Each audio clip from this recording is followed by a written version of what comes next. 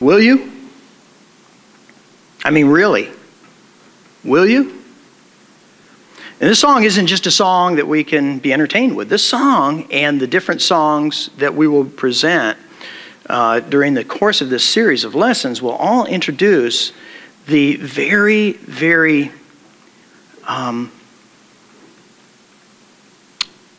tough choice it means to really follow Jesus Christ. I mean, think about the depth of those words that were in that song. Just how far will we go in following Jesus Christ? I mean, really. See, this song really captures Mark's gospel and his purpose and his nature and the way that he laid out what is just basically a new genre of literature, what they call a gospel. It's neither history, it's neither biography, it's a proclamation.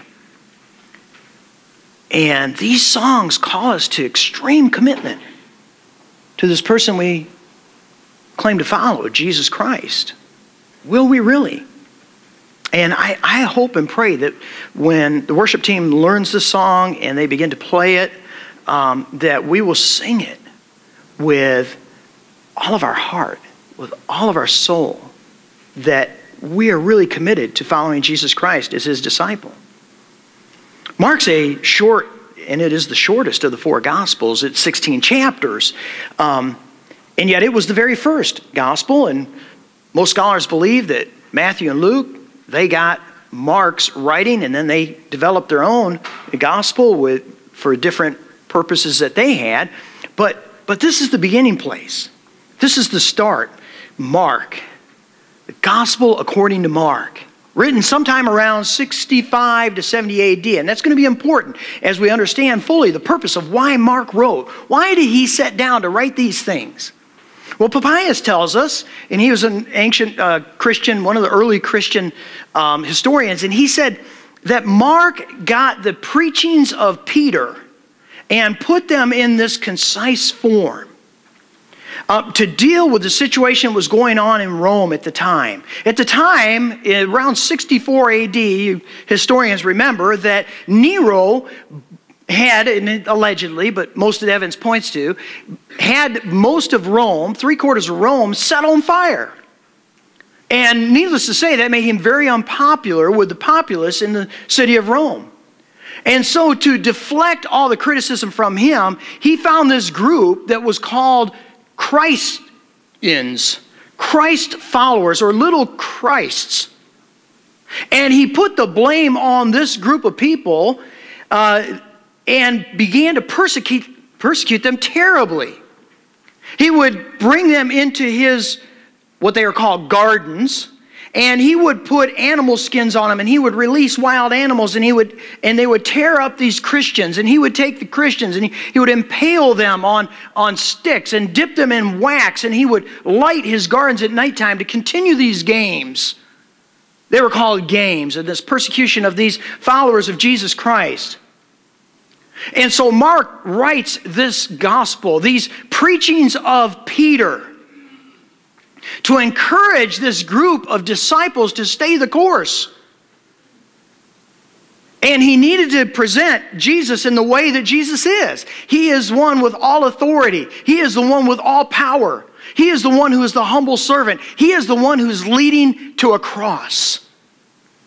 And for anyone who is saying that to be a Christian, to be a disciple of Jesus Christ is just all pleasure and all ease and all happiness, they don't understand the full import of what it means to be a disciple of Jesus Christ. There are hard times in life, and they fall upon disciples as well as everybody else. And sometimes it falls upon us simply because we are a disciple of Jesus Christ. Will we follow him wherever it takes us? Will we go where he goes? Will we do what he does? Will we love what he loves? Who is this? Who is this man, God? What does that mean? Who is this one? I'll tell you who this one is. through the Gospel of Mark, and I just want to do a summary today of the Gospel of Mark. Just look at various things, and then we'll get in deep, and we'll begin to look at what it really means to be a disciple. But just an overview of Mark as we look at who is this? I mean, isn't that provocative in itself? I mean, do we really know Jesus? Do we really know him? How well do you know him? I don't know him as well as I want to know him. I'll tell you that right now. I want to know him more and more and more. And this series of Journey with Jesus is going to, I want to challenge you to challenge me. If there is a single Sunday that I don't get up here and present to you another snapshot of Jesus Christ, confront me. Tell me. I don't care if you confront me badly, goodly, or whatever. I want to make sure that every single Sunday we're together, you're going to see something different about Jesus and what that means for you as a youth, as an older person, as in have kids in the home, as a senior, not as a senior in high school, but a senior citizen, and everybody in between. What does that mean to follow Jesus? What does it mean for me today to be a disciple of Jesus Christ? And it all begins as we look at this entire gospel and say, who is this man?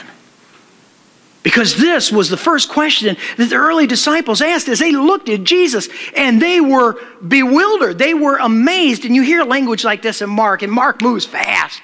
You know, it was written for Roman minds, which is basically our kind of world thinking. And it moves fast. And the first thing we see is that who is this man? This man is the one who has all power and all authority. All power and all authority, bar none. And we should submit to him.